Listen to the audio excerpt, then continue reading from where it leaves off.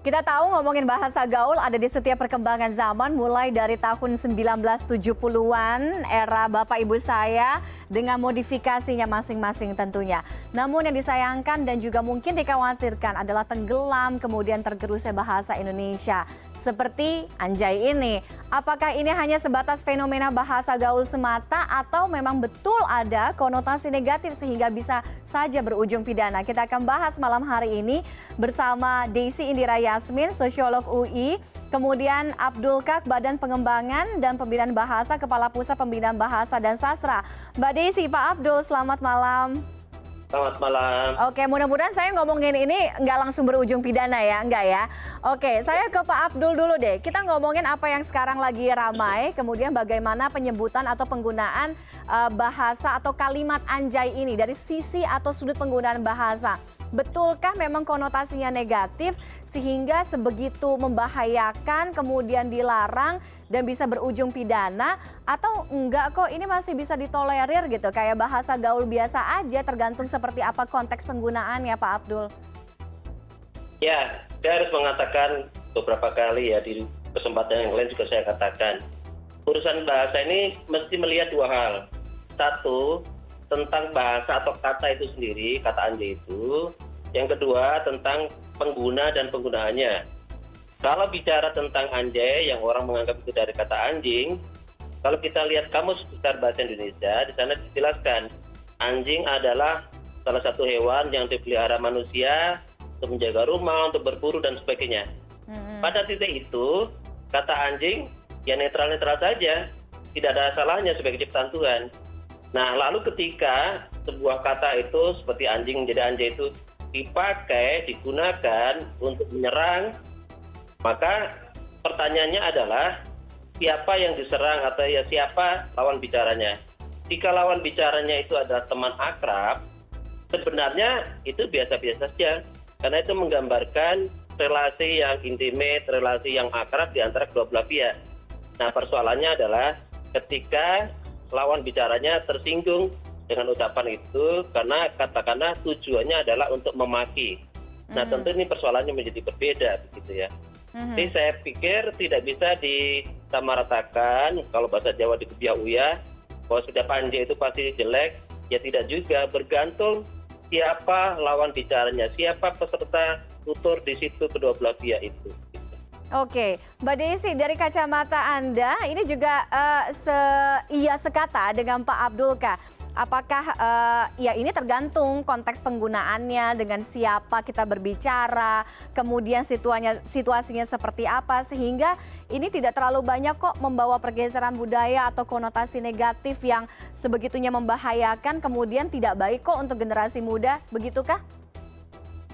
Kalau menurut saya ya perlu dipahami bahwa setiap masyarakat itu memang punya kosakata umpatan. Tidak hanya Indonesia, masyarakat lain juga. Bahkan di Indonesia sangat beragam. Setiap budaya pasti punya konotasi itu ya. Maksudnya koleksi kata-kata seperti itu.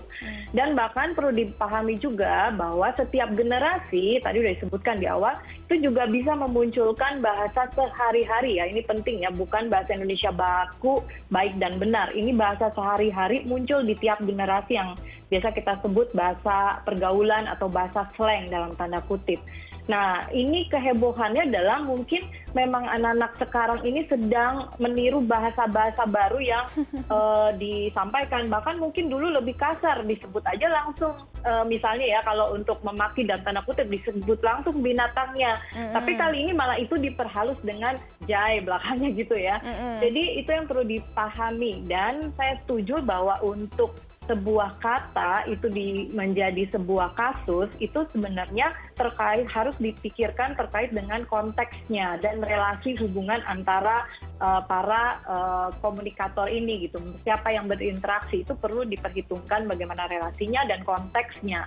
Terus yang kedua, kalau untuk masalah bahaya kekerasan atau bahaya anak-anak belajar sesuatu yang buruk, itu kalau menurut saya itu penting, tetap penting, tapi harusnya tidak fokus pada satu kata atau satu bahasa. Karena tadi saya bilang, anak-anak bisa meniru bahasa apapun dari sumber agen sosialisasi manapun gitu, dan nggak hanya terkait satu kata yang kita sedang trending topik malah sekarang ini, jadi seluruh Indonesia malah jadi belajar bahasa itu gitu kan. Nah ini yang sebenarnya penting, harusnya tidak fokus pada satu kata, tapi bagaimana mendidik atau mengajari untuk menggunakan kata-kata yang sopan santunnya itu diperhatikan, itu dalam konteks yang mana, itu yang perlu diedukasi. Jadi kalau saya sangat menyayangkan hanya fokus pada satu kata gitu. Oke, jadi sebenarnya kalau ngomongin bahasa gaul, apalagi sekarang kan anak-anak muda, generasi milenial sebenarnya sah-sah aja selama mungkin nggak kelewat batas dan masih memahami bahasa ibunya, nggak melupakan identitas bahasa Indonesianya kan. Pak Abdul, kita lihat bagaimana bahasa gaul itu tidak hanya terjadi pada saat ini, dari mungkin zamannya Pak Abdul, ibu bapak saya di tahun 1970-an gitu ya. Sebenarnya bahasa gaul ini kan udah ada. Kalau dulu mungkin namanya, kalau saya nggak salah prokem ya, kalau nggak salah bahasa preman apa bilangnya, iya kan? Nah apakah dengan prokem, oke Mbak Desi lebih paham, apakah dengan kemunculan bahasa-bahasa gaul di setiap masa, di setiap zaman ini, kemudian ini bisa dibilang mencederai bahasa Indonesia sebagai identitas nasional? Anda melihat ada pelanggaran di sana? Tidak, jadi sikap Badan Bahasa terhadap bahasa slang itu biasa-biasa saja, karena tadi seperti Bu Desi juga mengatakan, ciri bahasa slang itu satu, sifatnya temporer. Generasi ke generasi bahasa slangnya berbeda, walaupun ada beberapa yang bisa bertahan. Yang kedua, ciri bahasa slang itu digunakan oleh kelompok tertentu. Bahkan bahasa slang itu bisa masuk ke ranah resmi ya, misalnya ya, kalau kita mengenal tentara atau polisi menggunakan bahasa sandi, nah sandi itu sebetulnya slang juga. Oh itu kan masuk slang juga? Gitu ya. Jadi kalau mau menyebut presiden itu Kresna, menyebut Kapolri itu Bandung 1, misalnya begitu, atau menyebut demonstran itu rakyat, itu bahasa slang kan untuk konsumsi dinas gitu ya. Nah di kelompok-kelompok kecil masyarakat yang lain, misalnya di Jawa Timur, di Malang itu ada bahasa walian gitu ya. Jadi hurufnya dibaca dari belakang ke depan, misalnya seperti itu. Atau tadi menyebut prokem itu artinya kan preman. Caranya bagaimana? Preman, prem dipotong gitu ya, dikasih oke di tengah jadi prokem. Bapak dipotong jadi bab, dikasih oke jadi bokap. Ini salah satu cara saja untuk mereka menyembunyikan informasi, atau bahkan pada tujuan tertentu bahasa slang ini menghaluskan yang sesuatu yang dianggap vulgar. Mohon maaf, misalnya kalau di dunia kesehatan kita konsultasi tentang seks, kita akan menyebut Mr. P, Mrs. P, itu bagian dari bahasa slang juga untuk menghaluskan sesuatu begitulah. Jadi tujuannya bisa bermacam-macam, tapi ciri yang paling umum adalah itu bahasa kelompok tertentu dan itu sifatnya temporer. Satu lagi catatannya adalah tidak mungkin bahasa slang ini akan menyerang bahasa Indonesia. Karena apa? Justru pada kasus-kasus kata tertentu bahasa slang ini menyumbang kekayaan bahasa Indonesia. Oh justru menyumbang? Misalnya kata nongkrong. Kata nongkrong itu dalam konsep budaya Indonesia lama tidak ada itu. Orang rame-rame berkumpul, menghabiskan waktu, ngomong ngalor ngidul nggak jelas. Lalu misalnya topiknya apa yang diomongkan juga ngalor ngidul nggak jelas. Nah, apa namanya? Nah, kebetulan di kalangan anak-anak gaul disebutlah nongkrong. Nah, sekarang nongkrong itu lalu menjadi bagian dari kekayaan bahasa Indonesia juga. Dan lihat sekarang sudah dimasukkan di dalam KBBI. Jadi, karena apa? Ya karena di dalam budaya aslinya dulu, konsep nongkrong itu belum ada. Nah, kira-kira seperti itu gambaran tentang hubungan antara bahasa slang dengan bahasa Indonesia standar atau baku. Jadi ada keuntungannya ya Pak Abdul ya. Jadi pergaulan yang semakin luas, kemudian mungkin era teknologi, era digital informasi sekarang yang juga semakin tumbuh besar gitu, menjadi kontribusi dengan hadirnya bahasa-bahasa gaul ini, bahkan masuk tadi dalam Kamus Besar Bahasa Indonesia tadi Pak Abdul bilang, salah satunya nongkrong tadi ya.